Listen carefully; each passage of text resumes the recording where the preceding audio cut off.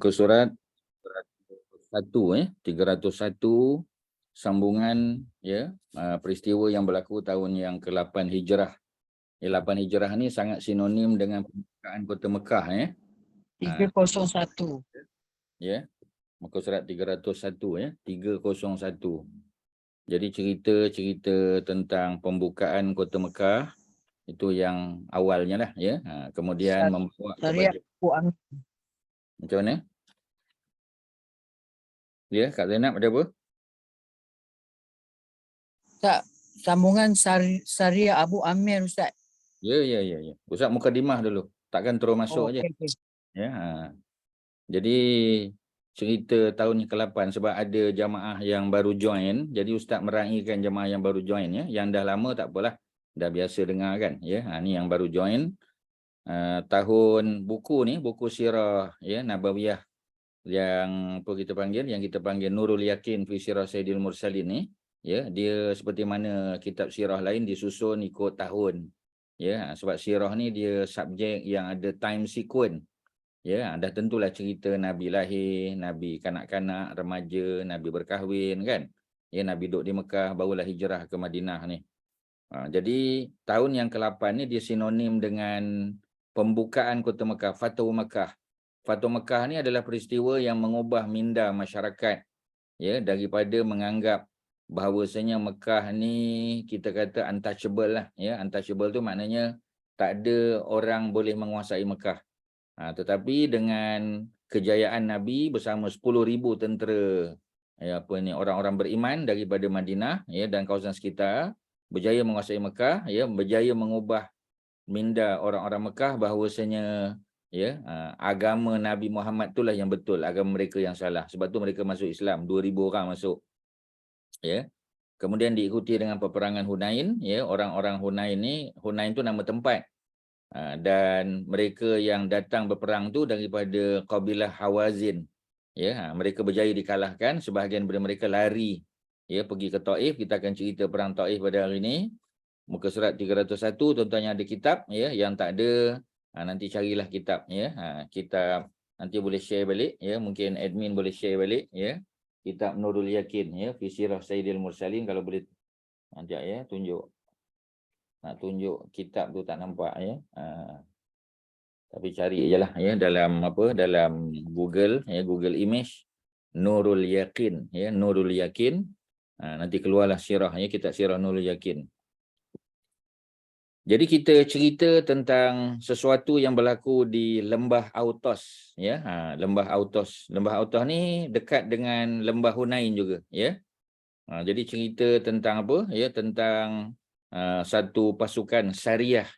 Syariah ni maknanya pasukan tentera yang lebih kecil jumlahnya. Diketuai oleh para sahabat Nabi.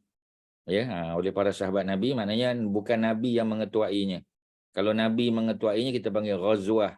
Ghazwah tu istilah untuk pasukan tentera yang Nabi ketuai. Tapi kalau Nabi tak ikut maka dilantik salah seorang sahabat Abu Bakar, Umar, Osman, Ali dan sebagainya, maka dipanggil Syariah. Kali ini Syariah ini diketuai oleh orang Yaman yang kita panggil sebagai Abu Amir Al-Asy'ari. Rasulullah SAW menghantar Abu Amir Al-Asy'ari. Abu Amir ni siapa dia?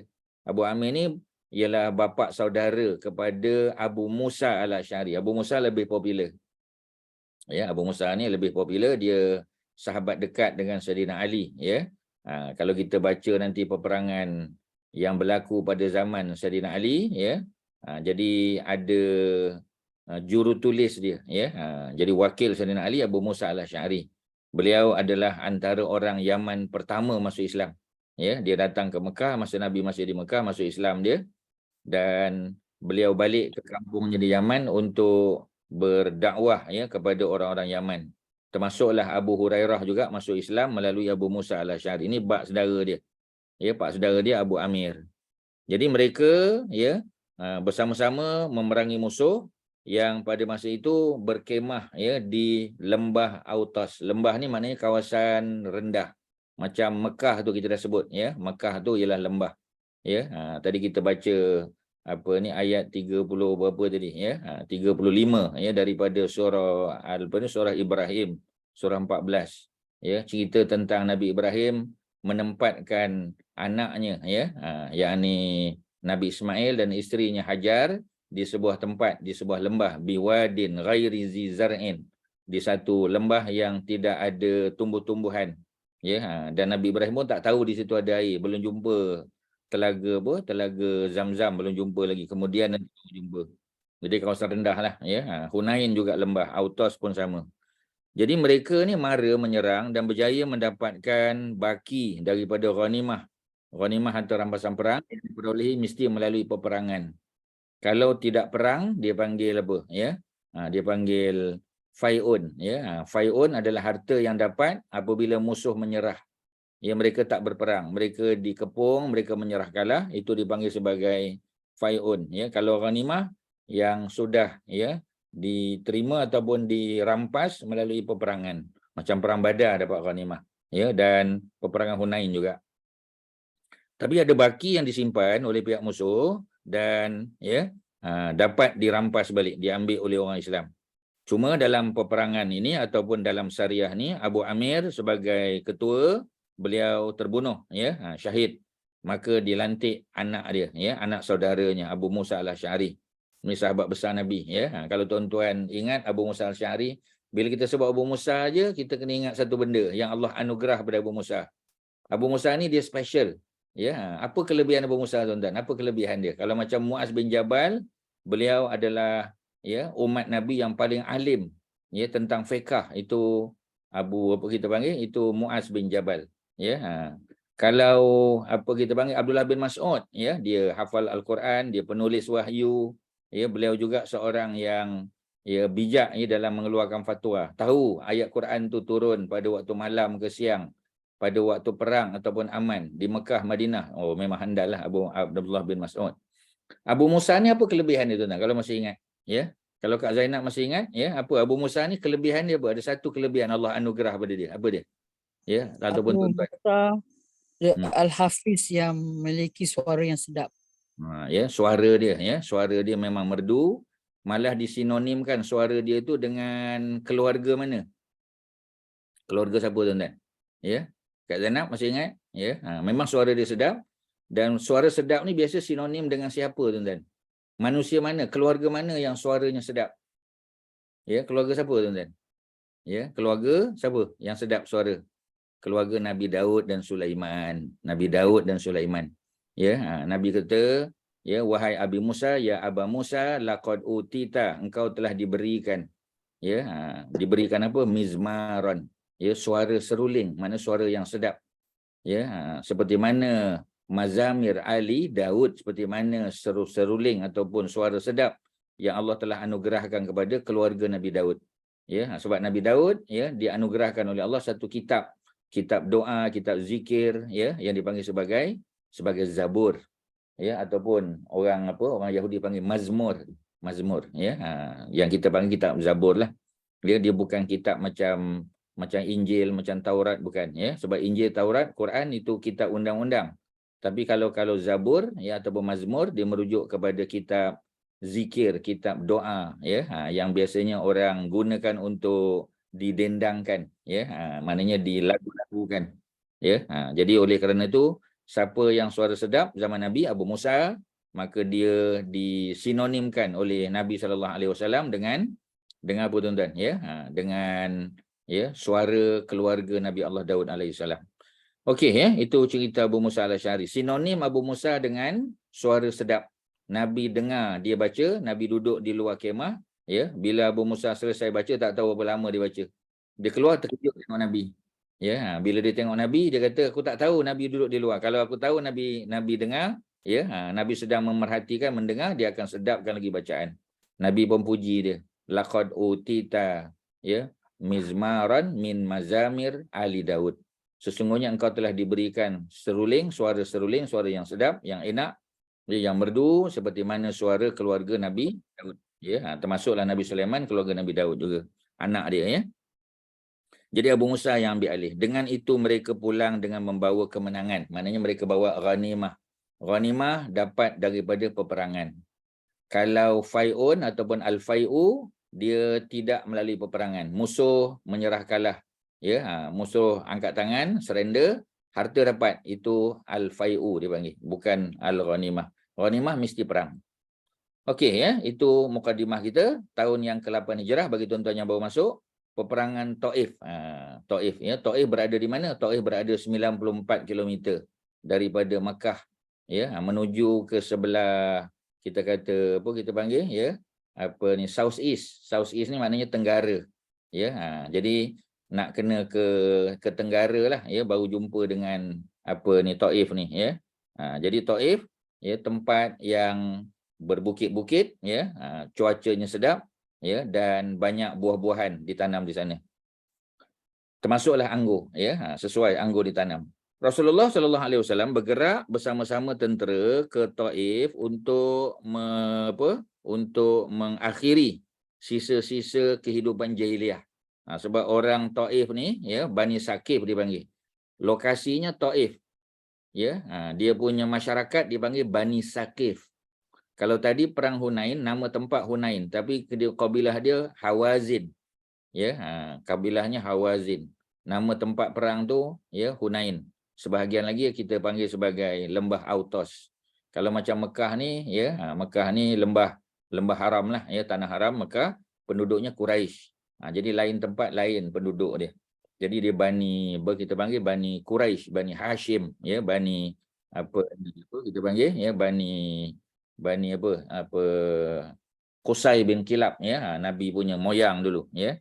Tapi kalau di Taif ya, Bani Sakif, dan mereka adalah orang Arab ya, dan mereka adalah orang Arab antara yang terakhir masuk Islam ya, pada zaman Nabi itu. Jadi mereka masih lagi kekal dengan kehidupan jahiliah, minum arak, masih lagi berjudi ya, buat benda-benda yang dilarang, masih lagi makan bangkai ya. Bangkai itu bukanlah maknanya binatang mati, tapi binatang yang tak disembelih. Ya, mereka tidak lagi mereka belum lagi terbuka hati untuk menerima Islam. Mereka pernah baling batu ke Nabi ya, 3 tahun sebelum hijrah, masa Nabi ke sana ya, bersama dengan Zaid bin Harisah ya. Zaid bin Harisah pun luka-luka, Nabi angkat tangan berdoa ya. Datang Jibril dengan kita panggil ya, malaikat yang menjaga bukit, dipanggil Malakul Jibal ya, tak ada nama ya, gelarannya saja Malakul Jibal, maknanya malaikat yang menjadi ketua menjaga bukit bukau. Offer untuk supaya orang Taif ini dihempap dengan bukit-bukit daripada Mekah ya, tapi Nabi ya bagi hidayah, doa ya, supaya mereka ini dapat hidayah ya. Nabi tak ambil tindakan balas kepada mereka. Begitu juga kali ini bila Nabi datang, mereka sambut Nabi dengan peperangan juga ya. Jadi apabila Bani Hawazin ya, dan juga Bani Sakif, mereka kalah dalam peperangan di Lembah Hunain yang kita dah baca sebelum ni, mereka lari ya, dan Khalid bin Al-Walid dilantik untuk mengetuai barisan hadapan. Rasulullah ya ikut serta. Ketika mereka lalu kubu Auf bin Malik ya, ni antara pemimpin Bani Hawazin dulu ya, dan ya Nabi perintah supaya kubu itu dirobohkan. Ya, sebab takut kubur ni dijadikan sebagai tempat persembunyian nanti oleh musuh. Baginda juga melalui satu kawasan bustan, dipanggil bustan. Ya, bustan ni makna kebun buah-buahan. Ya, yang dimiliki oleh seorang lelaki Bani Sakif yang digunakan sebagai tempat sembunyi. Dia musuh biasalah sembunyi di kawasan kawasan bustan ataupun kebun ni. Rasulullah menghantar utusan untuk mengarahkan lelaki itu keluar. Ya, ataupun Nabi akan bakar kebun tersebut. Sebenarnya kebun kita tak boleh bakar. Ya, bukan sekadar bakar ya, tebang pun tak boleh. Ya, kita ambil buah-buahan dia pun tak boleh. Dalam perang tak dibenarkan.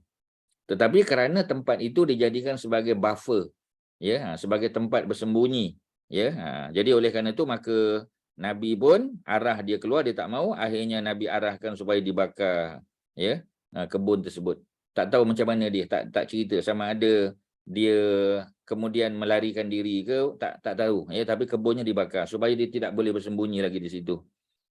Bila Nabi sampai di Taif, muslimin mendapati musuh telah bertahan dalam kubu ya, sebab Taif ini kawasan tinggi ya, kawasan sejuk ya, cuacanya sedap lah kalau kita pergi ke Mekah ni ya pada musim dingin ya, musim sejuk mana bulan 12, bulan 1 Ya, sampai hujung bulan 1 masih sedap lagi lah, masih sejuk. Jadi sesuai lah kita pergi ke Taif, ya. Tapi kalau musim panas macam ni, ya, macam tahun ni kita kata musim haji, kita pergi tak kurang sesuai lah. Ya, lagilah bulan 7, bulan 8, ya, tu memang waktu panas, tak sesuai lah. Kita tak dapat nak enjoy cuaca dingin di Taif tu. Ya, tapi kalau musim-musim lain, ya, musim sejuk, lebih sesuai lah ke Taif. Ya, tuan-tuan dan puan-puan yang belum pernah ke Taif, nanti kalau pergi umrah, pergilah. Ambil peluang, boleh, ya. Sekarang dah dibenarkan. Ya, kita boleh bermalam pun di Taif.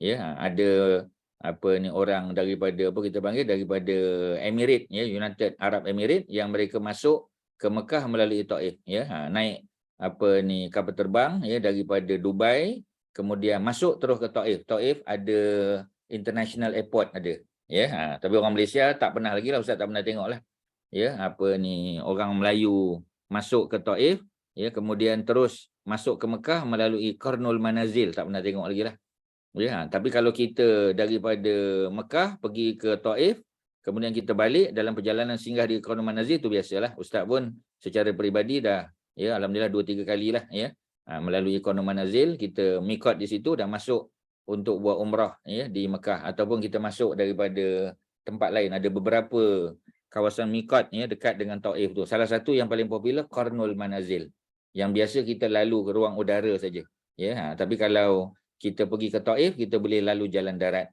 ya. Tuan-tuan boleh rancanglah, ya. Tanya kita punya umrah operator tu, tanya dia ada tak masukkan package Taif. Kalau tak ada, mintalah dia buat. Ya, sebab sayanglah kita dah pergi Mekah, kita tak ziarah Taif. Sebab kita boleh melihat tempat lokasi sejarah, ya. Nabi di baling batu, Nabi singgah, ia berehat di kebun kurma, di kebun anggur di situ. Ya, ada pertemuan Nabi dengan seorang lelaki daripada daripada Ninawa, ya, kampung Nabi Allah Yunus alaihissalam. Nabi berbual dengan dia, ya. Kemudian ada kubur, ya, Abdullah bin Abbas, ada masjid Abdullah bin Abbas, ada library besar, ada kedai buku, ada macam-macam. Ya, kita boleh beli minyak wangi yang dibuat daripada roses. Boleh pergi kebun dia, macam-macam benda lah, tuan-tuan. Taif ni macam-macam benda kita boleh buat, ya. Dan pergi tu dengan harapan supaya kita dapat sikit sebanyak, ya, mengetahui susah payahnya Nabi, ya, daripada Mekah tu menuju ke Taif untuk berdakwah, dan juga peperangan ni, ya. Jadi apa yang berlaku, ya, Nabi mendapati mereka sudah bertahan di dalam kubu, ya. Sebab dahlah mereka ni duduk di tempat tinggi, kemudian ada ada fortress, ya, ada kubu pertahanan pula. Jadi advantage pada mereka. Mereka juga telah membuat simpanan makanan, ada stok makanan. Mereka simpan, ya, untuk setahun cukup. Maknanya kalau mereka dikepung selama setahun pun mereka survive. Sebab ada stok, ya, makanan. Mereka ada kurma, mereka ada anggur, ya, anggur yang dikeringkan, mereka ada sumber air, ada buah-buahan, tak ada masalah, ya. Jadi mereka sombong, ya, kerana mereka ada kekuatan tersendiri.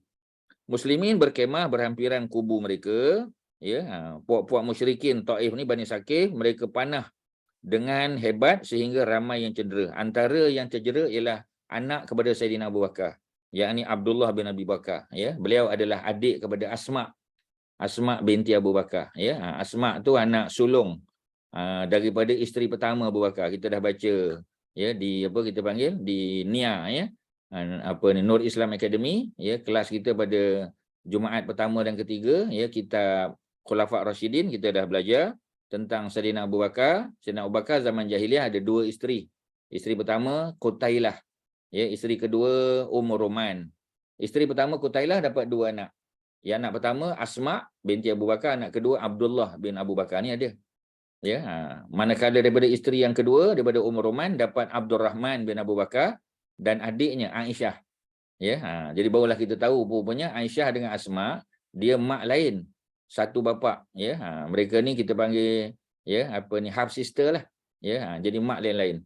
Mak kepada Asma Qutailah tak masuk Islam, ya. Sampai kesudah tak masuk Islam. Tapi Asma dengan adiknya Abu Bakar dengan adiknya Abdullah masuk Islam. Kemudian Aisyah, ya, dan abang dia Abdurrahman tak nak masuk Islam sampai ke sudah nanti baru masuk Islam. Pembukaan kota Mekah nanti, ya. Kita kata baru dia masuk Islam. Tapi apa kita panggil ya, Aisyah daripada awal lah dah masuk Islam bersama ibunya Ummul Roman. Jadi ada ya yang mak masuk Islam, anak tak masuk, anak masuk Islam, mak tak masuk, macam tu. Sebab itu Nabi dituduh sebagai pemecah belah keluarga. Kerana ya Nabi punya ajaran Islam itu menyebabkan ramai orang ya terpisah daripada hubungan keluarga mereka. Ya, pasal dia masuk Islam dia tak, ya, ada yang terpaksa berpisah, difasahkan perkahwinan kerana bukan daripada agama yang sama. Jadi Nabi dituduh. Itu memang itu tak ada cara lah tuan-tuan. Ya, memang agama ni macam tu bukan. Kalau the whole family masuk Islam senang. Ya, Islam tujuannya menyatukan manusia. Ya, tetapi ya memang di peringkat awal nampak macam Islam memecah belah kan lah. Macam Abu Bakar masuk Islam, isterinya Qutailah tak masuk. Jadi mereka tak boleh duduk serumah lagi dah. Ya, tapi anaknya Asma masuk Islam. Ya, tetapi Nabi masih mengajar Asma dan Abu Bakar dan Abdullah bin Abu Bakar supaya tetap ya menghormati ibu mereka. Bila ibu mereka datang, mereka kena layan sebagai anak, ya. Macam mana anak melayan ibunya. Cuma kalau ibunya bawa makanan yang tidak halal, tak boleh makanlah, kena bagi tahu. Ya, kena bagi tahu kami orang Islam ni makan benda sembelih. Ya, tak boleh makan benda-benda najis, benda-benda yang tidak disembelih, ya, benda-benda yang tidak disebut nama Allah ketika disembelih tak boleh. Jadi orang bukan Islam dia tak tahu, ya. Macam kita lah, kita apply dalam kehidupan kita. Ya, macam kita sebelah rumah kita ada orang Hindu kan. Sebelah rumah kita ada Buddhis, ada Kristian sebagainya. Jadi alhamdulillah ya kita kata zaman sekarang ni orang dah faham dah.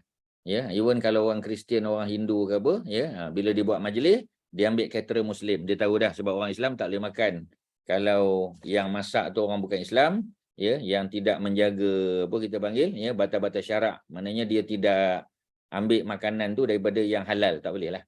Ya, yang masak tu non muslim tak ada masalah, ya, tapi bahan yang dia masak tu, cara dia masak, ya, bersih atau tidak, tu ada isu lah. Tapi secara umum tak ada hal lah, ya. Boleh tak kita makan makanan orang Jepun sediakan? Boleh. Nak makan sushi makanlah. Ya, nak makan apa kita panggil, ya, nak makan apa ni makanan Korea, makan apa, Islam tak pernah larang, ya. Tapi bahan yang digunakan, ya, bagaimana dia preparation dia tu macam mana? Ya, kalau dibuat dengan campur sake, ya, arak Jepun tu, ya, gunakan ayam ataupun daging yang tak halal tak boleh lah. Yang tu memang tak boleh lah, ya. Jadi orang bukan Islam masak, ya, ada je orang bukan Islam masak, ya. Kita pergi kedai-kedai Siam ni contoh, yang masak tu kadang non muslim, ya, dia Buddhis. Tetapi tokenya orang Islam, ya, yang beli ayam, yang beli daging, yang menyediakan bahan-bahan makanan, tempat masak sebagainya, itu semua orang Islam. Okeylah. Ya, dia tak ada isu, ya. Tapi sumber dia tadi tu. Kalau sumbernya halal pun tapi cara masaknya dengan tak dibuangnya kotoran dalam najis dan sebagainya, itu tak boleh lah. Cara masaknya kotor, tak bersih, ya. Kemudian tak ada tak ada ikut peraturan yang telah ditetapkan, SOP-nya tak boleh lah. Ya, jadi Islam dia memudahkan tetapi ya menitik beratkan peraturan. Ada peraturan yang kita kena follow lah. Okey tuan-tuan, ya. Itu kalau kita boleh sebut Abdullah bin Abu Bakar, ya. Beliau adalah adik Asma. Dia bukan adik Aisyah, ya. Dia bukan adik kandung Aisyah. Dia adik Aisyah tapi dia half sister, half brother lah. Ya, tapi kalau dengan Asma dia memang adik-beradik kandung. Ya, memang Asma tu kakak dia. Jadi Abdullah bin Abu Bakar, ya, beliau kita panggil, ya, dia ikut serta dan cedera dalam peperangan tersebut. Cederanya agak parah. Ya. Sebab itu nanti, ya, beliau meninggal dunia pada zaman pemerintahan ayahnya, yakni Abu Bakar. Abu Bakar merintah 2 tahun lebih je, 2 tahun 4 bulan. Ya, selepas Nabi wafat tahun yang ke-11 Hijrah, Abu Bakar naik sebagai khalifah. Tahun 13, ya, Abu Bakar meninggal. Semasa zaman bapaknya memerintah, ya, Abdullah bin Abu Bakar meninggal dunia. Ya, Abdullah bin Abu Bakar adalah suami kepada Atikah. Ya, Atikah ni adalah wanita yang semua suami dia syahid meninggal kerana peperangan. Ya, suami dia adalah Abdullah bin Abu Bakar antaranya. Ya. Kemudian nanti bila Abdullah meninggal, ya, kahwin pula dengan Umar. Umar pun kena bunuh juga. Kahwin dengan Az-Zubair bin Al-Awwam, Az-Zubair pun kena bunuh juga. Kahwin dengan Ali, Ali pun kena bunuh. Empat suami dia semua ada yang cedera dalam perang dan meninggal ataupun kena bunuh. Ya, dalam dalam masjid, ya, macam Sayyidina Ali luar masjid, macam Az-Zubair dalam peperangan juga, ya. Jadi ya, terkenallah Atikah tu, ya, isteri kepada para syuhada. Ya, kita panggil zaujatus syuhada. Ya, ada 4 suami dia yang semuanya mati dalam peperangan ataupun selepas peperangan. Termasuklah suami pertamanya Abdullah bin Abu Bakar. Kita dah cerita dulu bagaimana bila Abdullah bin Abu Bakar ni kahwin dengan Atikah. Atikah ni, ya, cantiklah paras rupa dia. Menyebabkan Abdullah bin Abu Bakar ni dia jadi apa kita panggil, ya, dia jadi sibuk dengan isteri dia je. Ya, bergurau senda dengan isteri dia, sama-sama muda, ya. Jadi bila ayah dia lalu di kawasan rumah anak dia, dia dengar, ya, apa ni, gembira, dia seronoklah, bapa pun seronok bila kita tengok anak kita bahagia, memang kita seronok. Ya, tapi akhirnya bila dia balik daripada masjid, masih dia dengar gurau senda anaknya. Mana anak tak sampai tak pergi masjid. Maknanya menantu tu, ya, bukan menantu tu halang, tapi anak tu dia ghalid lah, ya. Dia jadi asyik masyuk dengan isteri tu sampai tak pergi sembahyang berjamaah. Jadi bila benda tu berlaku berulang kali, maka Abu Bakar, ya, nasihat anak dia supaya dia kata kalau macam ni keadaannya kau kena pisahlah dengan Atikah ni. Pasal Atikah tak salah, dia wanita beriman, tapi macam tadilah menyebabkan suami tu jadi khayal, jadi sibuk, ya, bergurau senda dengan isteri je. Tak boleh lah. Kalau sampai peringkat begitu tak boleh lah, tuan-tuan. Ya. Jadi akhirnya mereka berpisah. Ya, tetapi Abdullah ni jadi sasau lah pula. Ya, sebab dia cinta sungguh dengan si Atikah ni. Sehingga akhirnya berkahwin balik, ya, rujuk.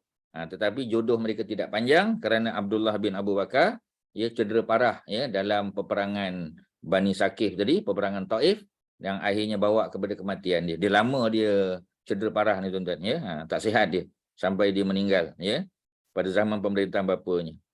Kemudian siapa lagi, ya? Antaranya Abu Sufyan. Abu Sufyan adalah bapa mertua Rasulullah.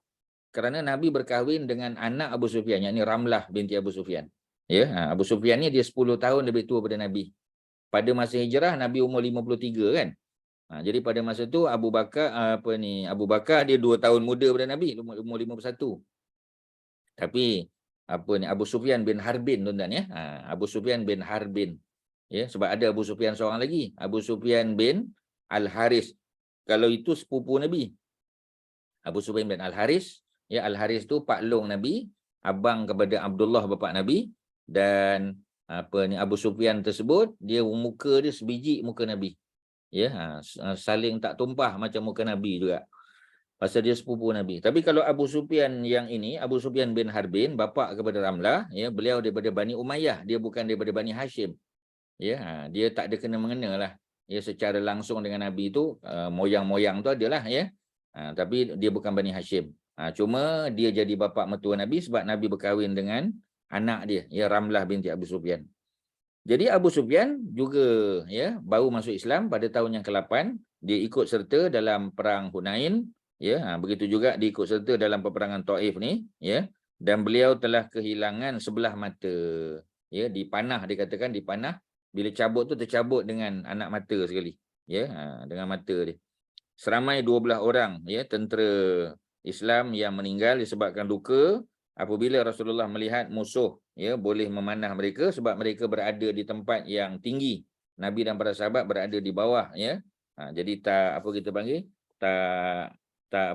kelebihan tu, ya, disadvantage lah kepada Nabi, ya, advantage pada musuh.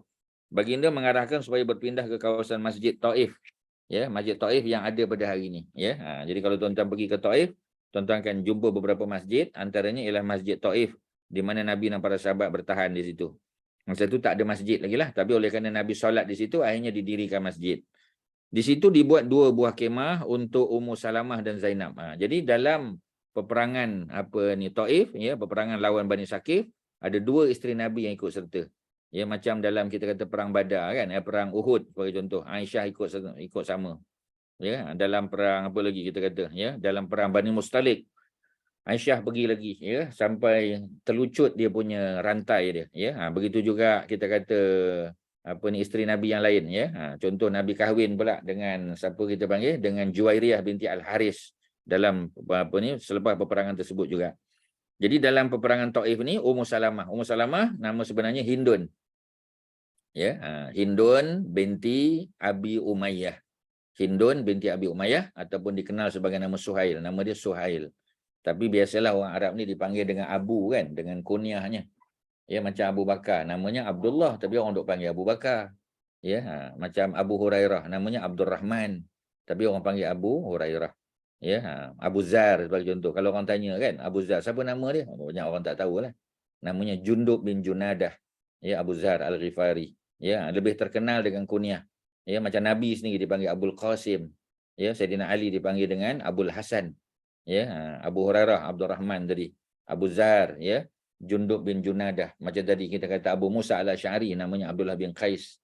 Ya, ni nama-nama para sahabat yang kadang-kadang kita tak perasan ya bahawasanya mereka ni ada nama lain ya, kerana sudah terkenal dengan kunyah dia. Kunyah tu adalah apa kita panggil, nisbah kepada anak sulung. Macam Nabi lah, anak sulung lelaki Al-Qasim, maka Nabi dipanggil Abul Qasim. Sayyidina Ali, anak sulung Al-Hasan, Abul Hasan kunyah dia. Ya, begitu juga ya kita kata macam tadilah ya, apa ni, Abu Umayyah bapa Bani Hindun. Ya, ada nama anak Umayyah, jadi Abu Umayyah. Nama dia Suhail. Ya, dan begitulah seterusnya tuan-tuan. Kemudian Zainab ya. Ni Zainab yang mana ni? Ya, Kak Zainab, ni Zainab mana ni? Zainab binti siapa ni? Isteri Nabi ni? Zainab Jahash. Zainab binti Jahash, betul ya. Kalau Zainab binti Khuzaimah dah meninggal. Ya, Zainab binti Khuzaimah pun isteri Nabi juga, tapi dia 2 bulan selepas kahwin meninggal. Dan dia kahwin dengan Nabi itu selepas daripada dia habis iddah dia. Sebab suami dia terkorban kan dalam perang Uhud. Perang Uhud berlaku tahun yang ketiga.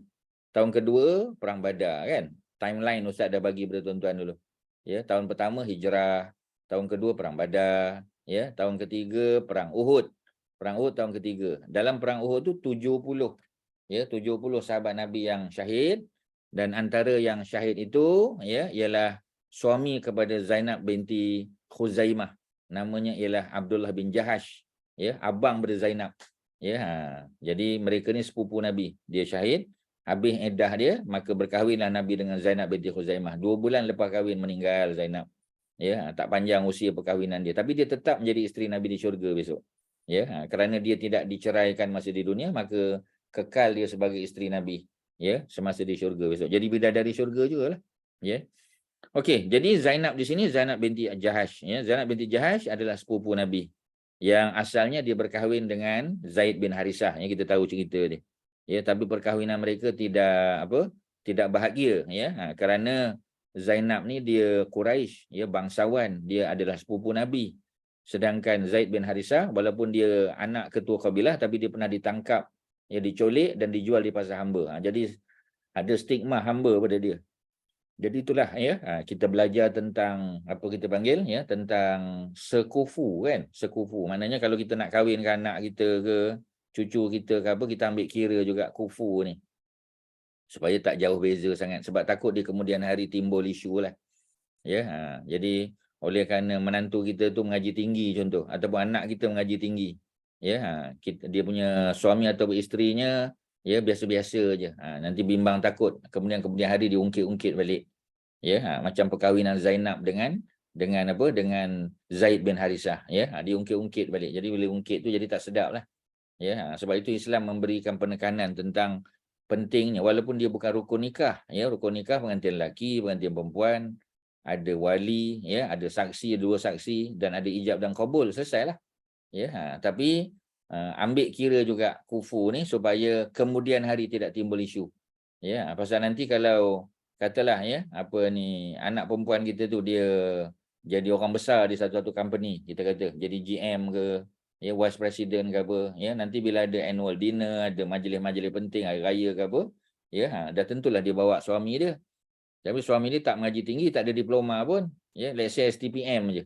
Katalah, bukanlah maknanya STPM tu tak berjaya, bukan, tapi contoh je. Ya, dari segi akademik kan. Jadi bila nanti bila orang duk tanya, you universiti mana dulu? UK ke US? Sudah. Akhirnya ya, STPM aja. Dah jadi isu pula. Macam mana you boleh jadi tak sedap, ya. Jadi oleh kerana itu kalau boleh disekufukan lagi baguslah. Jangan jauh sangatlah, ya. Tentulah tuan-tuan. Sebab apa? Sebab sirah mengajar kita tentang panduan perkahwinan. Jadi kita kena ambil kira. Itulah tujuan kita belajar sirah.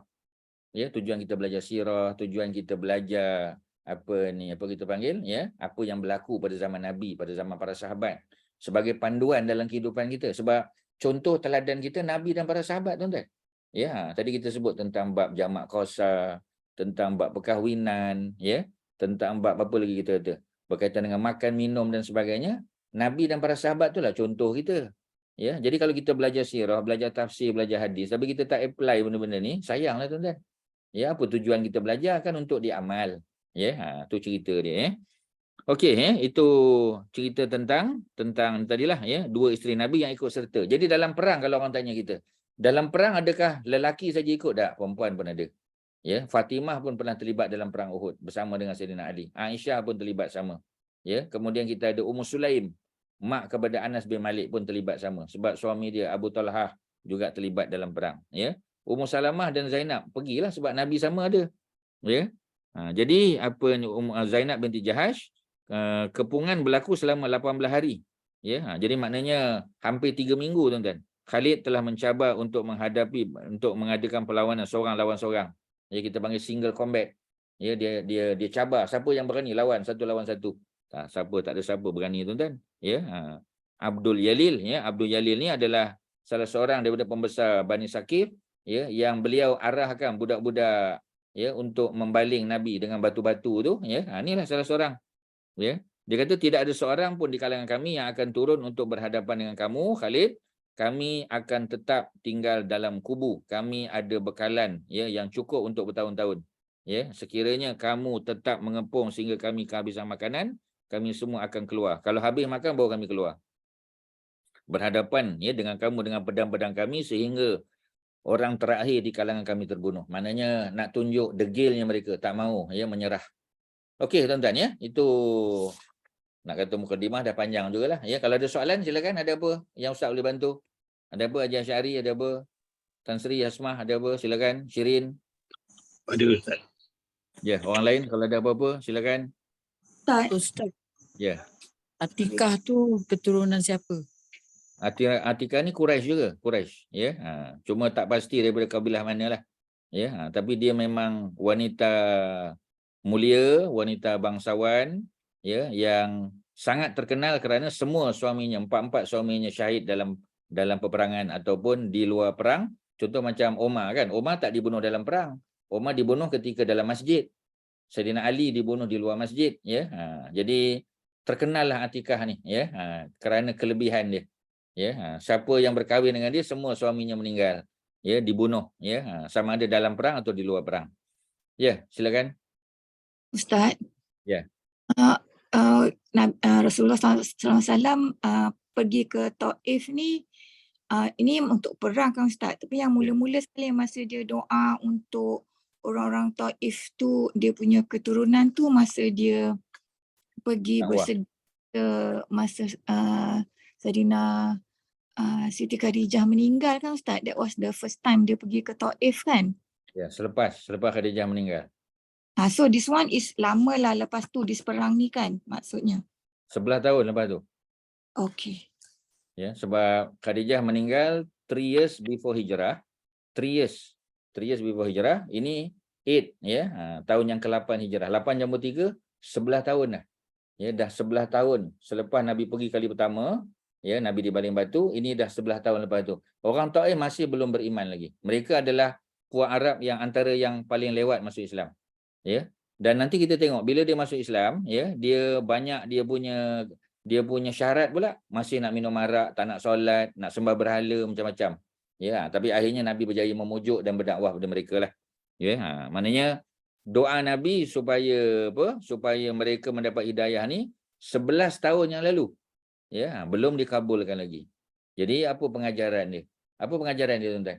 Doa 11 tahun yang lalu masih belum dikabulkan. Ini Nabi. Maknanya apa?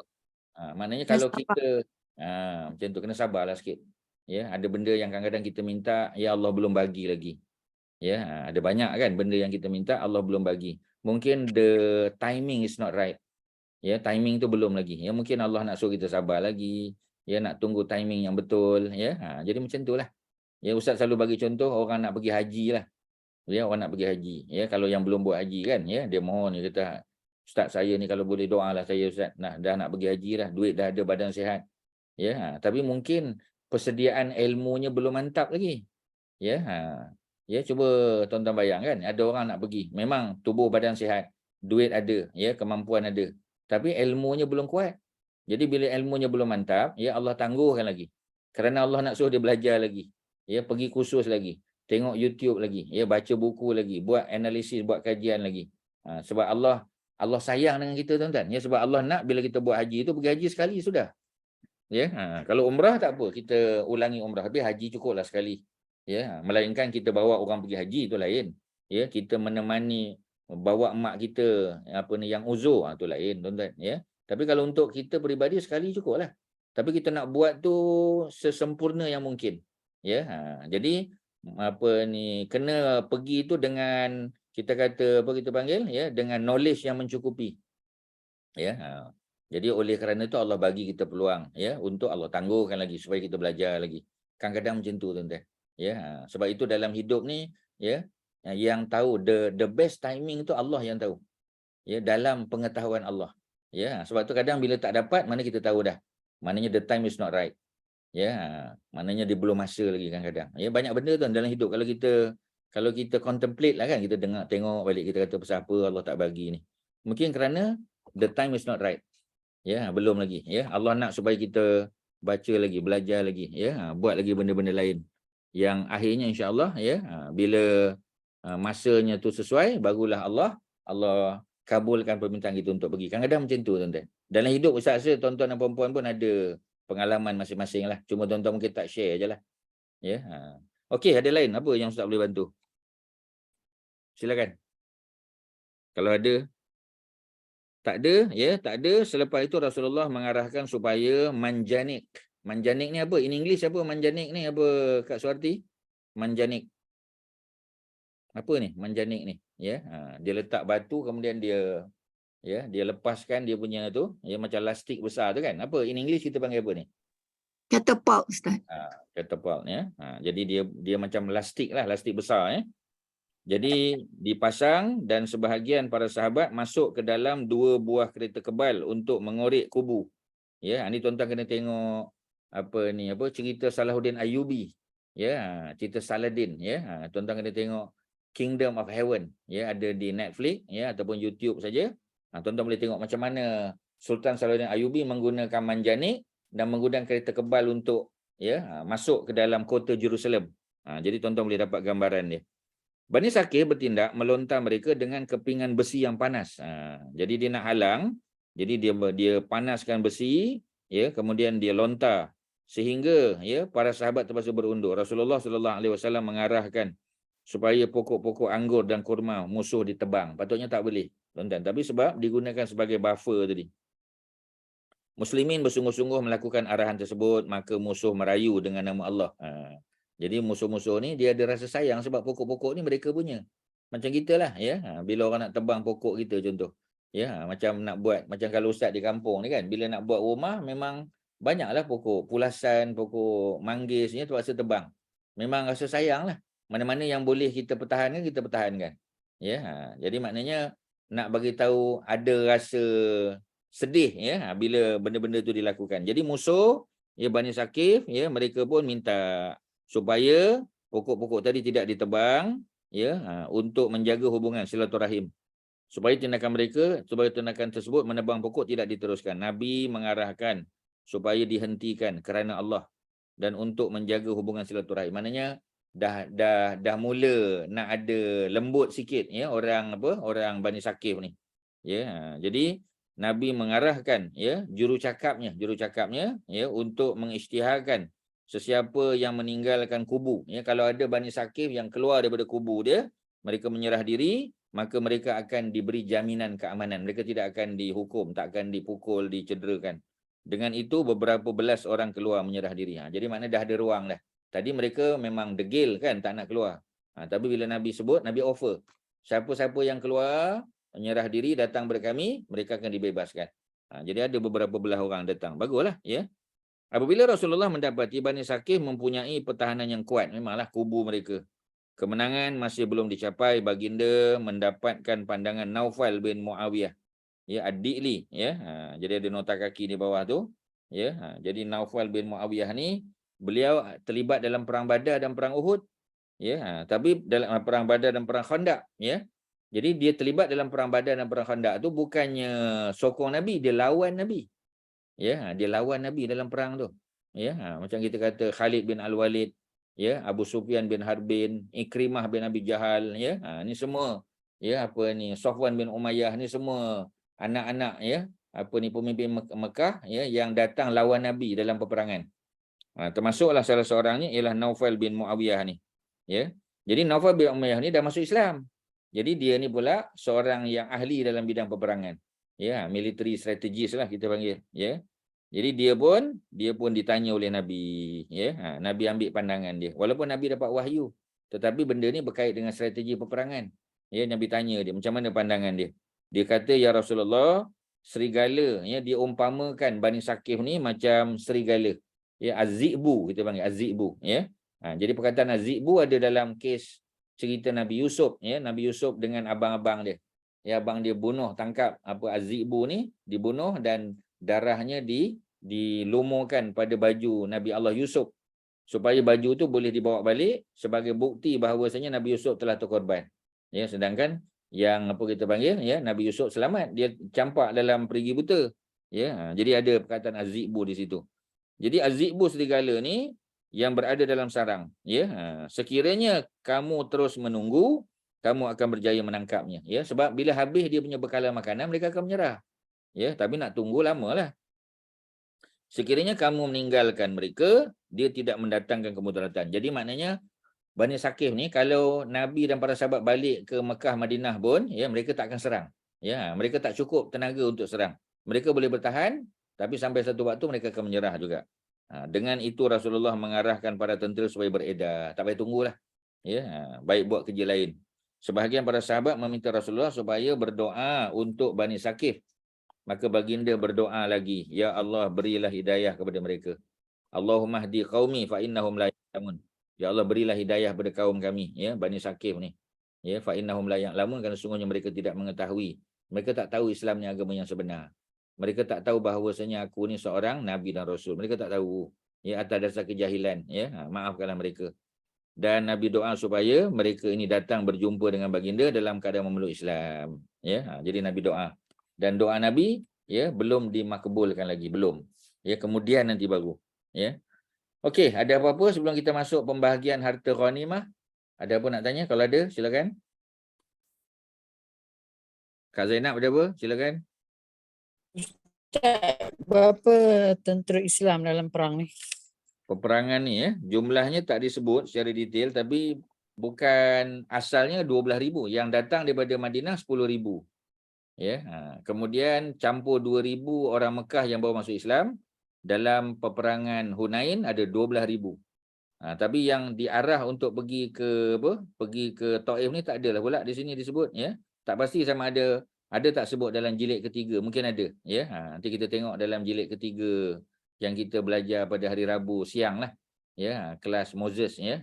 Mungkin minggu depan, ya, apa ni, ada kelas tadi, kelas ensiklopedia sirah para nabi kan. Minggu depan ada sirah, nanti mungkin boleh tengok. Ya, Ustaz tak pasti berapa jumlah dia. Okey, ada lain silakan. Tak ada kita tengok ghanimah, pembahagian, ya, macam mana Nabi bahagikan harta tu. Di mana Nabi letak harta tu? Di Ji'ranah. Ya, Ji'ranah adalah apa ni, tempat miqat yang afdal untuk orang lelaki. Ya, orang perempuan afdal di Tan'im. Ya, orang lelaki di Ji'ranah. Tempat harta ghanimah ditinggalkan, adalah orang jaga. Ya, baginda menghitungnya dan membahagikannya kepada 5 bahagian. Sebab kita tahu 1/5, 20% untuk Nabi. Ya, itu memang Allah yang tentukan, bukan Nabi ambil susuka hati, bukan. Ya, sudah ada pembahagian dalam Al-Quran. Rasulullah memberikan bahagian yang banyak kepada mereka yang Islamnya masih lemah. Jadi maknanya yang Nabi bagi itu bukan daripada 4/5 tu, 4/5 tu hak tentera. Ya, hak tentera dan juga hak binatang yang mereka guna sebagai tunggangan. Itu memang peruntukan tu, portion 4/5 tu untuk semua tu. Tetapi ada 1/5 yang Allah bagi kepada Nabi, yang Nabi punya 20% tu lah yang Nabi bahagi, ya, untuk orang-orang lain, ya, yang apa kita panggil, yang baru ikut serta ni. Ya, macam Abu Sufyan, ya, Hakim bin Hizam, ni yang baru meluk Islam ataupun hati itu baru dijinakkan. Safwan bin Umayyah, ya. Jadi mereka inilah yang Nabi bagi banyak tu Nabi ambil daripada portion Nabi, ya. Nabi tak ambil daripada orang lain. Ya, jadi nak jinakkan hati mereka, baginda memberikan kepada mereka yang masih belum menerima Islam. Boleh tak? Ya, mereka dipanggil muallaf.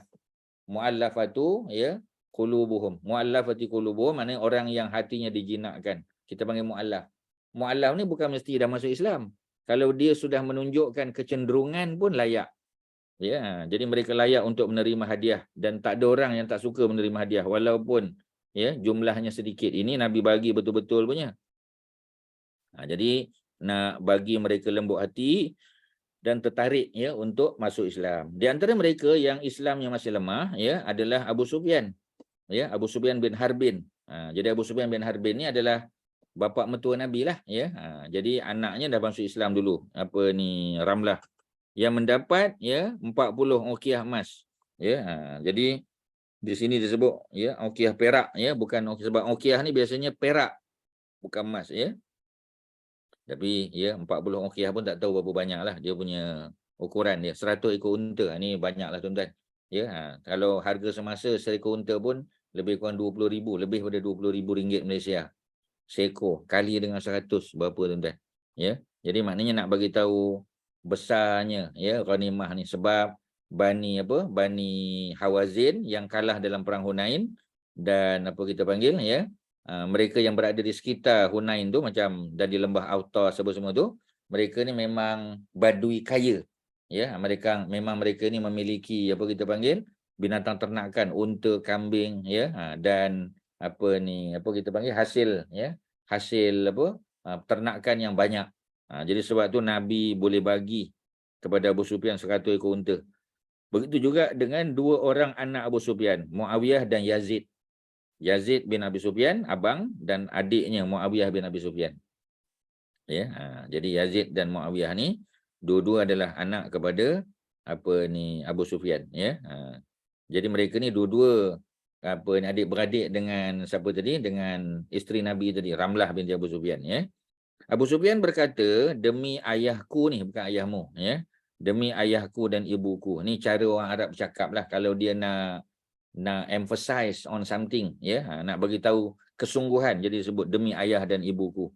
Engkau adalah orang yang sangat dermawan ketika aman dan dalam peperangan. Nabi ini dalam keadaan aman pun dermawan ya, dalam keadaan perang pun sama. Ni dalam keadaan perang ya, Nabi sama juga ya. Nabi ini seorang yang sangat dermawan.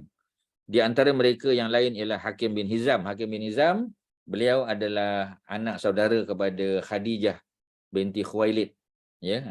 Jadi Khadijah binti Khuwailid.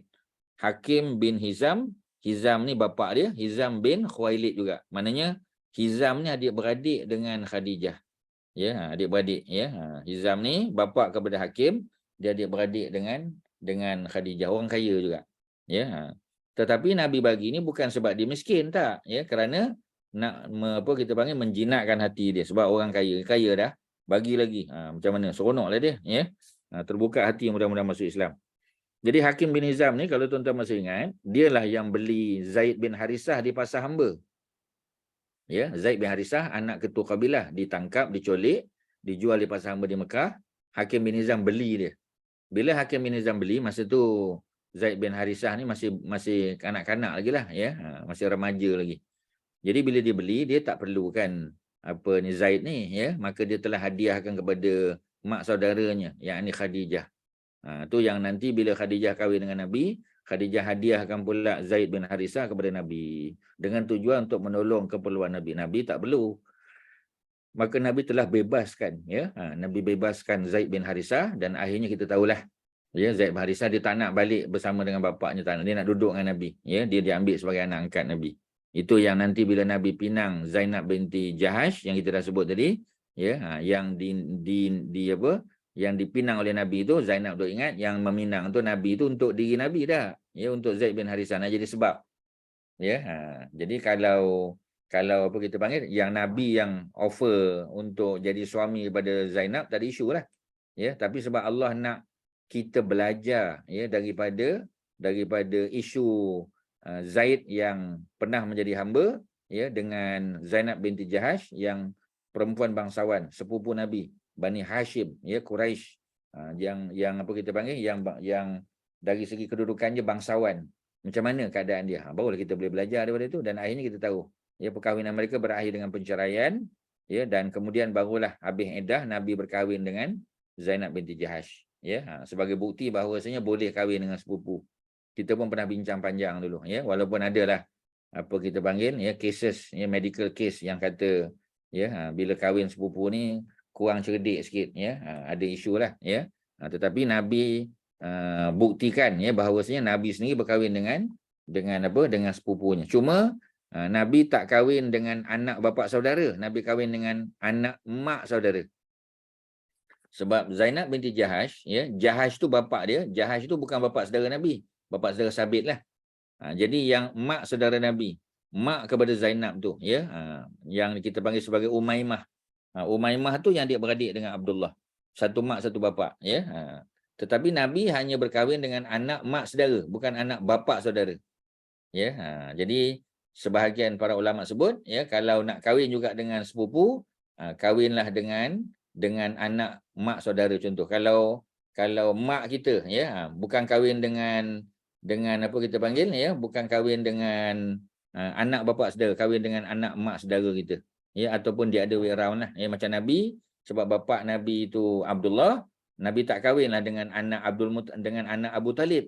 Walaupun anak Abu Talib tu, ya, salah seorang tu memang dulu ada ura-ura nak kahwin dengan Nabi, tapi Allah takdirkan Nabi tak kahwin dengan anak Abu Talib, tapi Nabi kahwin dengan anak Umaymah. Macam itulah tuan-tuan. Ya, jadi isu kalau orang tanya kan, boleh tak kahwin dengan sepupu? Ada bukti Nabi pun kahwin dengan sepupu. Cuma kena ambil kira tadilah. Ya, anak bapa saudara atau anak mak saudara, itu jelah. Okey, ada apa-apa silakan. Tak ada, ya. Kalau tak ada terus lagi kita tengok Hakim bin Hizam tadi, ya. Hakim bin Hizam dia adalah anak saudara Nabi lah. Ya, kerana dia adalah anak saudara Khadijah. Bila Khadijah kahwin dengan Nabi, secara automatik beliau adalah anak saudara Sabit, ya. Bapa saudara Sabit Nabi lah. Pasal berkahwin tu atas dasar perkahwinan tu jadi anak saudara bapa saudara. Bukan sebab keturunan, bukan, ya. Sebab apa ni, Hakim bin Hizam dan Khadijah dia daripada Bani Asad. Mereka Quraisy tapi daripada Bani Asad. Sedangkan Nabi Bani Hashim. Macam tadi kita kata Ramlah binti Abu Sufyan kan. Ramlah binti Abu Sufyan dia bukan Bani Hashim. Dia daripada Bani Umayyah. So tak ada isu lah tuan-tuan. Walaupun semuanya ni family Quraisy, tapi Quraisy kabilah-kabilah yang berbeza-beza. Ya. Jadi Hakim bin Hizam pun dapat. Ya. Tadi yang Ustaz kata Nabi kahwin dengan anak mak saudara. Ya. Itu mak saudara yang sebelah apa kenal atau macam sebelah bapa. Sebelah bapa. Maknanya kalau mak ada adik-beradik perempuan, bapa ada adik-beradik perempuan, boleh kahwin dengan sepupu yang adik-beradik perempuan mak atau bapa tu. Sepatutnya macam itulah. Tapi Nabi tak kahwin dengan anak Abu Talib sebab Abu Talib tu lelaki. Bapa Nabi Abdullah, kan? Patutnya Nabi bolehlah kahwin dengan anak Abu Talib. Tapi Nabi tak kahwin dengan anak Abu Talib. Allah takdirkan Nabi tak kahwin dengan anak Abu Talib. Abu Talib ada anak nama, siapa nama dia? Fakhitah. Ya, memang ada ura-ura Nabi nak kahwin dengan Fakhitah tu. Tapi Allah takdirkan, ya, Nabi tak kahwin dengan Fakhitah tu. Nabi kahwin dengan sepupu juga, tapi anak mak saudara, bukan anak bapa saudara. Jadi kalau boleh elaklah kahwin dengan anak bapa saudara. Kalau bapa kita macam Nabi kan Abdullah kan, tak kahwinlah dengan adik-beradik lelaki, kahwin dengan adik-beradik perempuan. Ya, sebab Umaymah tu mak kepada Zainab tu kakak, ya, ataupun apa ni, adik perempuan kepada Abdullah. Kahwin yang dengan perempuan lah, bukan yang dengan kahwin dengan anak mak saudara, bukan dengan bapa saudara. Tapi tak adalah hukum kata tak boleh. Ya, cuma para ulama sirah ni dia ambil apa yang berlaku. Pengajaran dia ialah sebab apa Nabi tak kahwin dengan Fakhitah anak Abu Talib? Memang ada ura-ura. Ya, kerana Allah takdirkan tak. Ya, bila Allah takdirkan tak tu, kita ambil pengajaran. Apa pengajaran dia? Mungkin sebab Allah tak nak Nabi kahwin dengan anak bapa saudara. Yang Allah nak buat, ya, sebab apa yang Nabi buat ni jadi contoh. Ya, jadi contoh. Jadi contoh yang berlaku pada Nabi, kahwin dengan sepupu juga, tapi anak mak saudara. Bukan bapa saudara. Itu je lah. Boleh? Apa Kak Mariatun? Ya, ada lain silakan. Ada apa nak tanya? Kalau ada soalan. Orang lain silakan. Shirin, ada apa Shirin? Ada Ustaz. Faham. Ya. Tan Sri Hasmah ada apa? Kak Zainab, silakan. Haji Asyari, jangan senyap je. Tak ada apa Ustaz. Tak ada ya. Dah ada buku dah Tan Sri? Buku dah ada. Tuan-tuan yang belum ada buku, carilah ya, belilah online. Boleh beli online. Ya, jadi tak payah nak salin macam-macam kan. Jadi ada maklumat dah. Cuma tambah-tambah saja. Okey ya. Jadi Hakim bin Hizam. Rasulullah memberikan sebab ya. Yang ini Ustaz, buku saya. Macam mana? Ni yang ni. Nampak? Tak nampak? Tak on Nampak, video? Tak on video? Tak buka video? Video. Dah buka? Tak keluar. Tak keluar. Tak apalah. Tapi buku Video pun tak keluar. Suara pun dah tak keluar dah. Tan Sri tak perasan ni ya. Okey. Tengok balik buku tu lah ya. Kalau hijau, warna hijau tu betul lah tu. Kalau warna lain ya, tak ni lah ya. Bukanlah ya.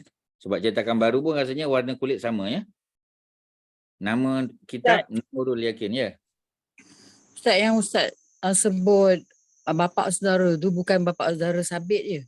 Bapa saudara betul lah yang tak Bapa boleh. saudara kandung. Bapa saudara kandung. Tak boleh. Bukanlah tak boleh. Ya, perempuan jangan salah faham. Bukan tak boleh.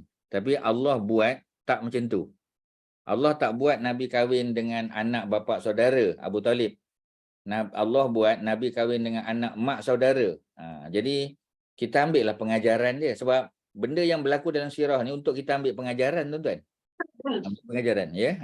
Jadi pengajaran dia ialah kalau boleh elak, elak lah. Ya, tapi kalau katalah jodoh, kahwin je lah.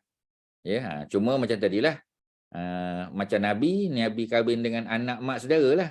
Sebab yang adik-beradik dengan bapa Nabi tu mak saudara dia, Umaymah tu. Kalau Abu Talib, ya, dia adik-beradik kandung juga, tapi lelaki sama lelaki. Abu Talib tu lelaki, Abdullah pun lelaki. Jadi Nabi tak kahwin dengan anak yang Abu Talib, Nabi kahwin dengan Umaymah tu. Betul-betul faham kan? Faham. Adik-beradik tu ramai. Faham. Ya. Thank you. Adik-beradik Abdullah ya sama. Adik-beradik Abdullah tu ramai. Adik-beradik kandung ni maksudnya. Ya, ni bukan adik-beradik bapa saudara mak saudara yang atas dasar perkahwinan, bukan. Ni memang adik-beradik kandung. Ya. Abdullah tu ya dengan Umaymah dengan Abu Talib ni semua adik-beradik kandung. Ya. Macam kita kata Abu Lahab. Abu Lahab dia bapa saudara Nabi tapi dia daripada mak lain. Ya, macam Hamzah daripada mak lain. Sayyidina Abbas itu daripada mak lain. Itu bapa saudara Nabi juga tapi daripada mak lain. Ya. Bapa sama, Abdul Muttalib. Tapi kalau Umaymah dengan Abu Talib ni mak yang sama. Jadi dia kandung, ya. Dia ada memang adik-beradik kandung, satu mak satu bapa. Macam itulah. Okey, ada apa tadi? Nak tunjuk buku. Dah boleh dah. Apa Tan Sri? Sekejap. Ni. Ni. Nampak? Tak nampak Kenapa Tak ada gambar? Saya dah buka video dah. Tan Sri punya gadget lah. Gadget ni Mungkin lah tu lah. Tan Sri pakai apa? Pakai phone ke? Pakai laptop ke? Pakai apa? Pakai komputer. Komputer punya komputer. Yelah, tapi tak keluar. Lah, tak tahu macam mana dia tak keluar lah gambar.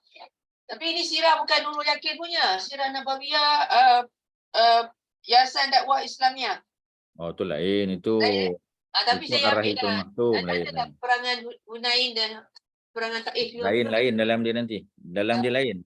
Kena beli yang buku yang kita pakai. Baru dia selari. Ya. Jadi banyak lagi ke? Buku tu banyak lagi page. Lagi. Berbulan lagi. Banyak lagi. Banyak lagi ya. Beli ya, tak rugi pun. Lagipun harga pun bukan. Harga berapa ringgit itu? Ya, perempuan beli berapa ringgit? Dalam RM40 ada. 40 ke RM45. Mungkin lah. Sekitar itulah. Beli je lah.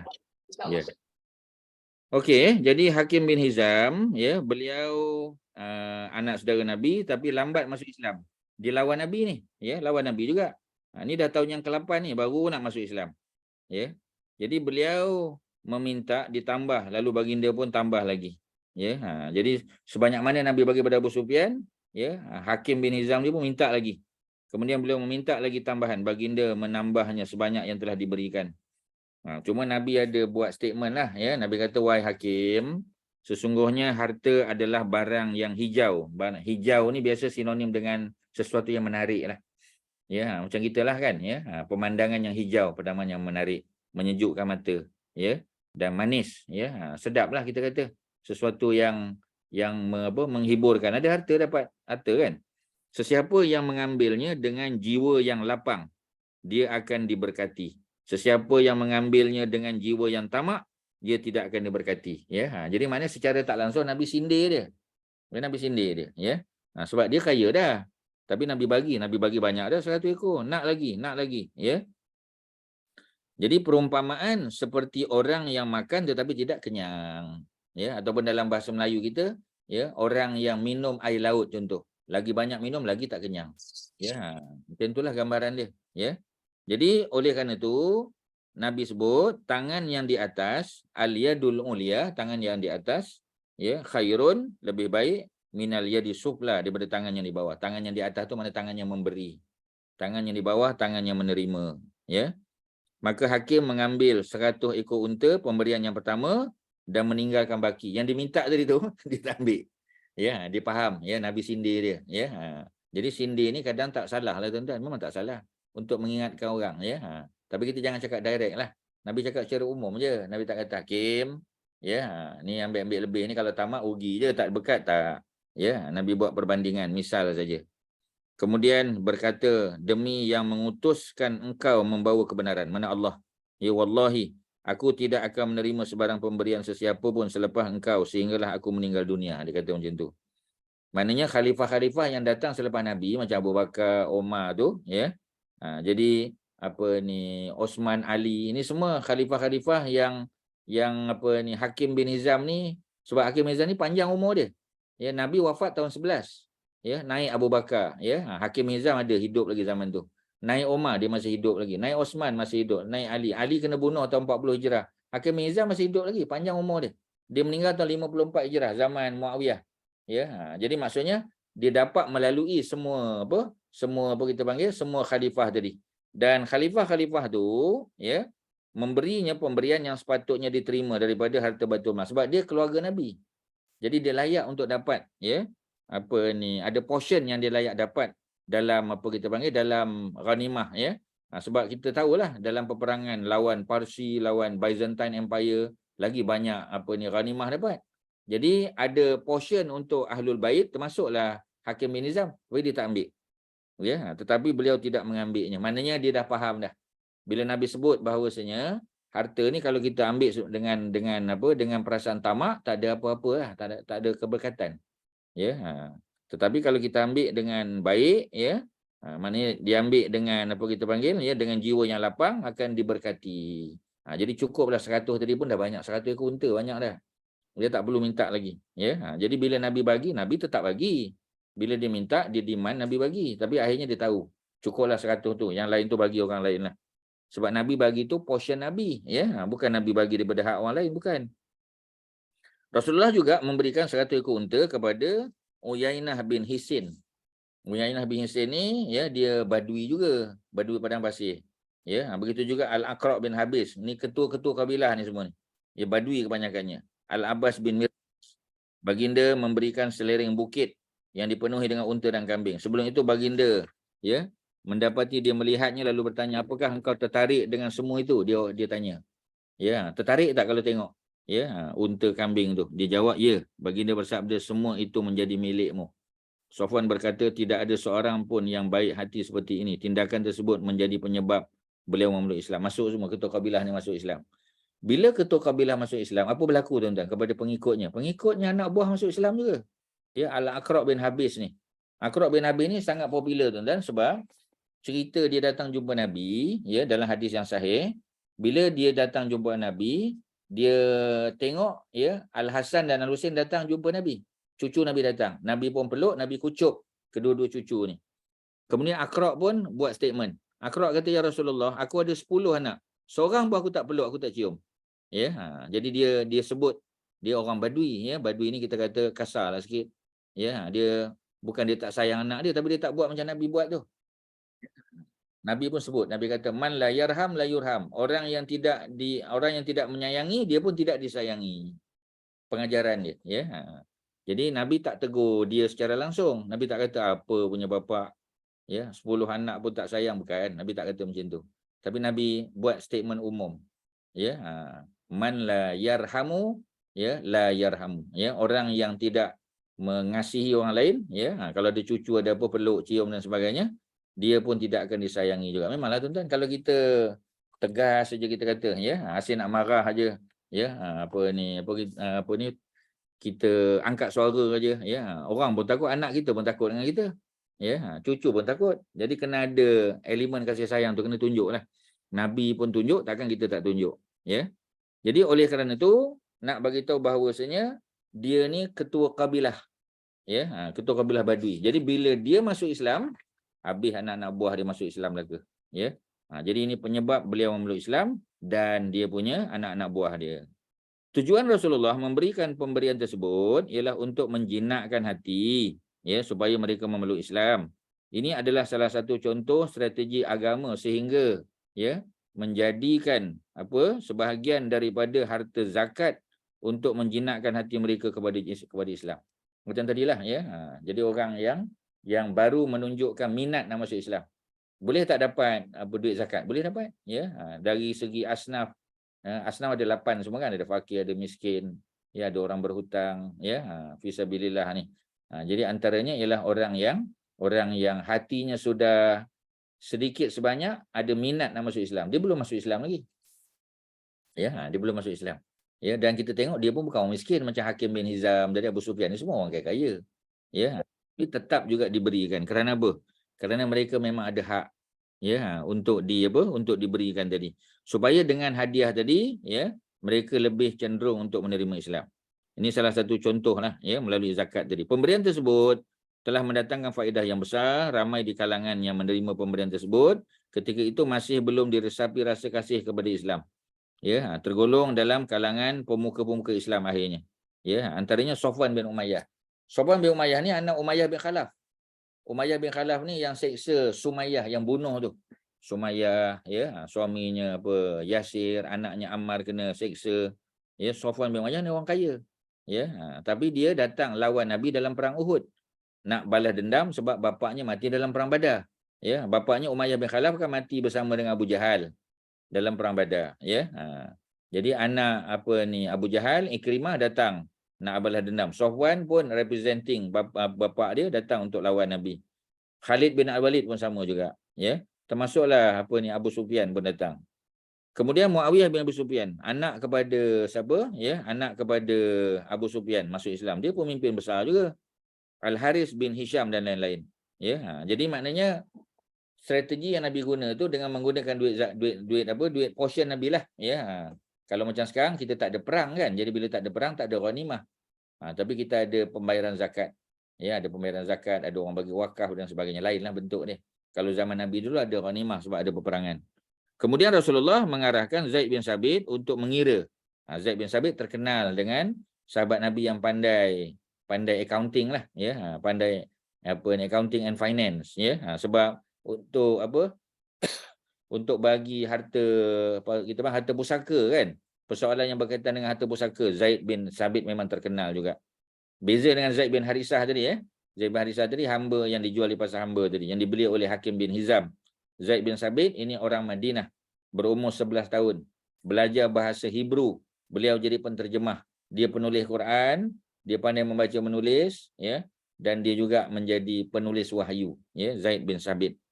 Dia mengira baki wang ghanimah dan membahagikannya, ya, kepada tentera yang berperang selepas baginda dikerumuni oleh orang-orang Arab Badui dan berkata, berikan harta ghanimah kepada kami. Mereka berbuat demikian sehingga mereka menjadikan Rasulullah bersandar ke sebatang pokok dan serbannya tersangkut, ya. Sebab orang datang desak Nabi. Baginda berkata, wahai, ya, orang ramai, kembalikan serbanku. Demi Allah, sekiranya aku memiliki unta sebanyak pokok yang terdapat di Tihamah, ya, tanah Arab juga, nescaya aku akan membahagikan kepada kamu. sehingga kamu tidak menuduh aku sebagai bakhil, pengecut dan susah berkira. Kemudian baginda pergi mendapatkan untanya dan mencabut seurat bulu daripada kepala untanya, lalu berkata, wahai manusia, demi Allah, aku tidak memiliki harta ghanimah yang diperolehi walaupun selai bulu, kecuali 1/5 daripadanya. Yang Nabi dapat 1/5 ni ketetapan Allah. Ya, 1/5 tersebut juga dibahagikan kepada kamu. Oleh itu, kumpulkanlah harta ghanimah sama yang kecil maupun yang besar. Sesungguhnya perbuatan menggelapkan harta ghanimah adalah keaiban kepada pelakunya. Jangan ambil walaupun selendang selai. Walaupun kita kata apa kita panggil pedang sebilah, tak boleh. Biar serah pada Nabi yang akan bahagi-bahagikan. Dan akan menjadi api yang membakarnya pada hari kiamat. Walaupun dia ambil sikit, dia kata saya berhak, memang berhak dapat, tapi bukan mesti benda yang sama. Jadi dengan itu semua mereka yang menyembunyikan harta ghanimah walaupun sedikit mengembalikan kepada Rasulullah. Jadi maknanya Rasulullah cakap umum saja. Sebab memang ada orang yang ambil. Dah tentulah tuan-tuan, memang ada punya. Jadi mereka menyerahkan balik. Selepas itu Rasulullah memulakan pembahagian harta ghanimah.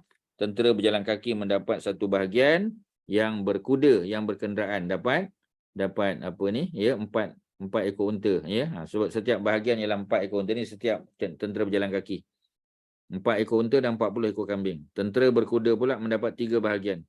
Seorang lelaki munafik berkata, pembahagian ini tidak bertujuan mencari keridhaan Allah. Dia tuduh Nabi. Sedangkan Nabi dah bagi dah. Maka Rasulullah pun marah sehingga merah padam muka baginda. Berkata, engkau ini siapa lagi yang akan berlaku adil sekiranya aku tidak berlaku adil. Mana kalau dia tuduh Nabi tak adil, siapa lagi yang boleh berlaku adil kalau tidak Nabi? Jadi golongan ini golongan yang disebut sebagai golongan ekstremis lah. Jadi mereka ni dianggap sebagai munafik. Mereka yang mempertikai kalau Nabi punya pembahagian tu tak adil, siapa lagi yang boleh berlaku adil? Kemarahannya itu tidak menjadikannya melakukan sesuatu yang tidak wajar untuk kepentingan dirinya. Rasulullah terpelihara daripada melakukan tindakan sedemikian. Nabi tak balas dendam lah. Malah ia menjadikannya sebagai nasihat dan baginda lebih berhati-hati. Umar dan Khalid bin Al-Walid berkata, biarkan kami penggal lehernya. Baginda menjawab, jangan. Semoga dia di kalangan orang yang solat. Jadi Khalid berkata, berapa ramai mereka yang bersembahyang yang lidahnya tidak sama dengan hatinya. Rasulullah menjawab, aku tidak disuruh untuk menebuk hati manusia dan membelah perut mereka. Kan dalam perang kan Khalid bin Al-Walid pernah bunuh seorang lelaki yang ketika nak dibunuh tu dia ucap syahadah. Tapi Khalid tetap bunuh dia. Kerana apabila Nabi tanya pasal apa kau dah belah dada dia? Sebab dia syahadah tu kerana takut apa kita panggil dicederakan dengan pedang tu, dibunuh. Sebab tu dia bersyahadah. Nabi kata kau dah belah ke dada dia, kau dah tengok. Khalid tak kata apalah. Sebab dah tentulah kita nak belah macam mana.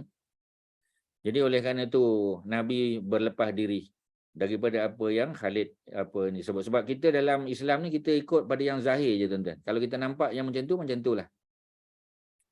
Sebab yang rahsia-rahsia ni semua rahsia Allah. Kita hanya berhukum berdasarkan pada zahir saja. Nahkum bizawahir.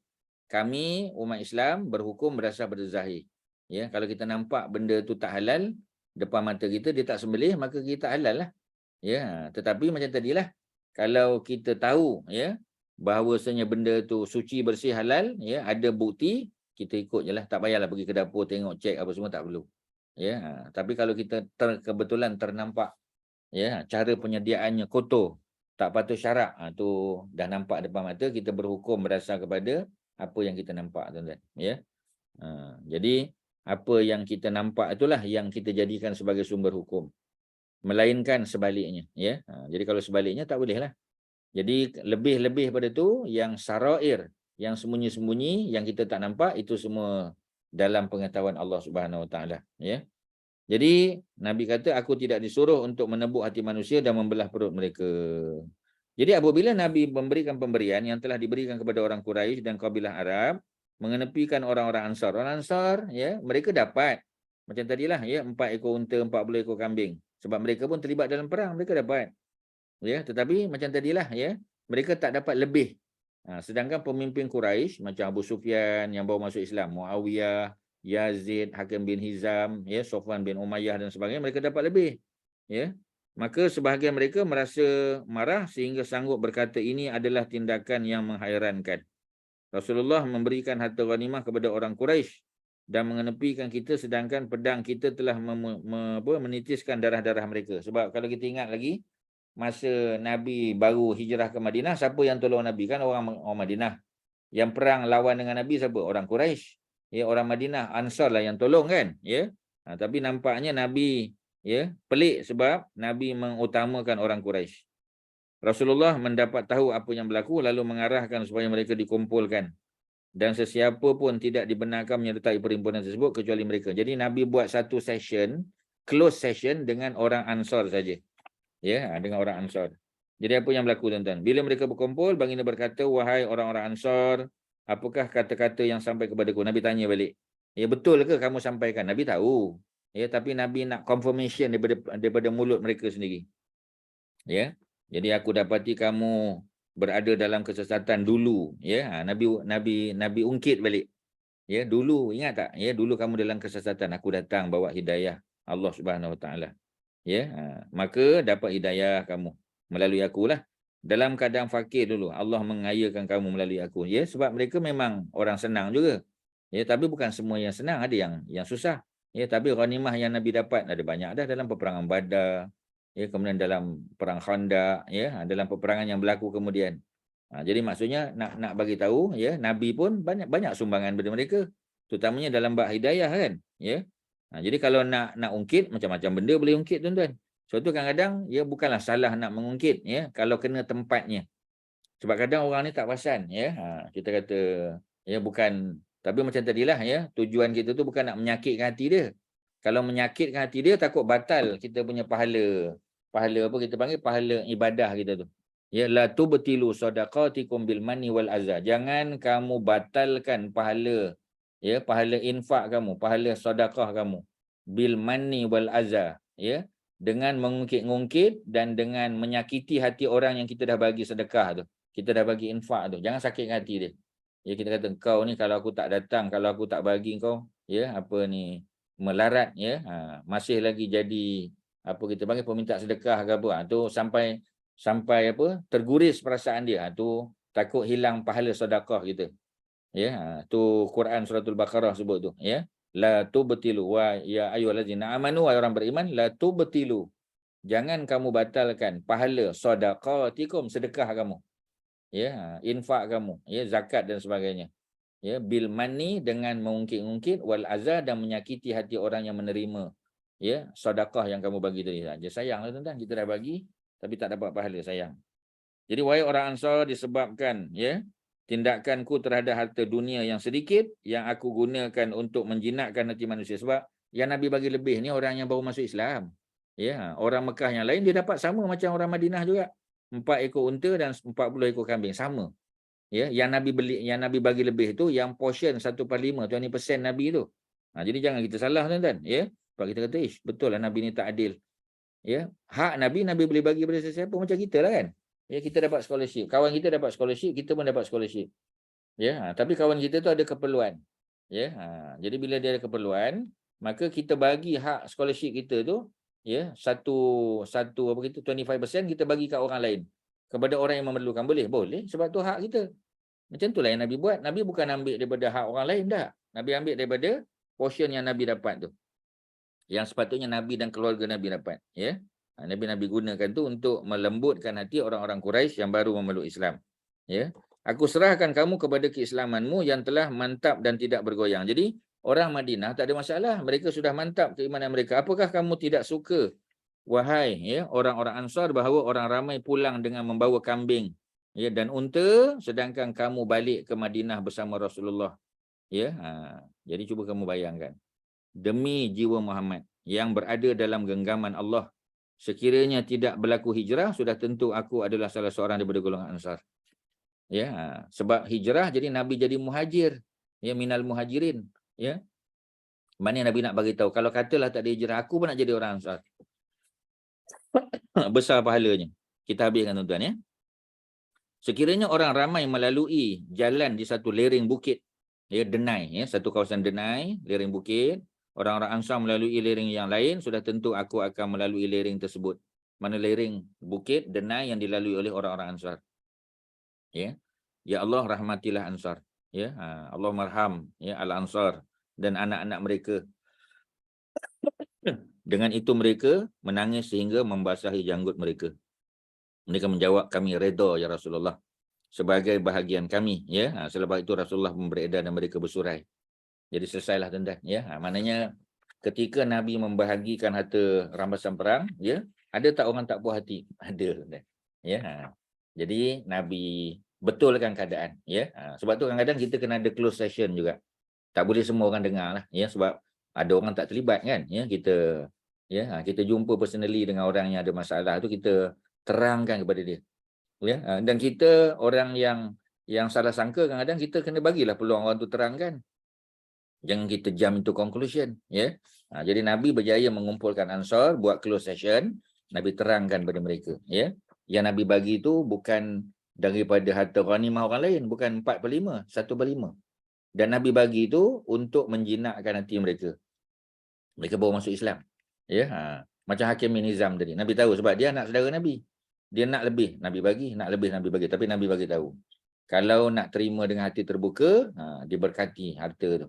Tapi kalau untuk tamak, rugi, ya. Dia pun tak ambil yang tambahan tu. Dia ambil yang betul-betul 100 ekor unta yang dia punya tu. Macam itulah tuan-tuan. Alhamdulillah selesai kita, ya. Boleh tandakan muka surat 306. Tuan-tuan, mudah-mudahan ada manfaat. Ada apa-apa silakan. Ya, pihak PMP kalau ada apa-apa nak buat statement, apa-apa ucapan silakan, ataupun tuan-tuan kalau ada lah, ya. Tak ada, ya. Kalau tak ada, sekadar tu terima kasih kepada PMP, tuan-tuan dan puan-puan yang join kita punya apa pada hari ni, ya. Alhamdulillah ada hampir 20 orang di Zoom online, di Facebook mungkin ada lagi, ya. Di platform-platform lain Ustaz yakin ada lagi, ya. InsyaAllah, ya, kita jumpa di pertemuan akan datang. Terima kasih. Assalamualaikum warahmatullahi wabarakatuh. Terima kasih Ustaz. Assalamualaikum. Terima kasih Ustaz. Assalamualaikum warahmatullahi wabarakatuh.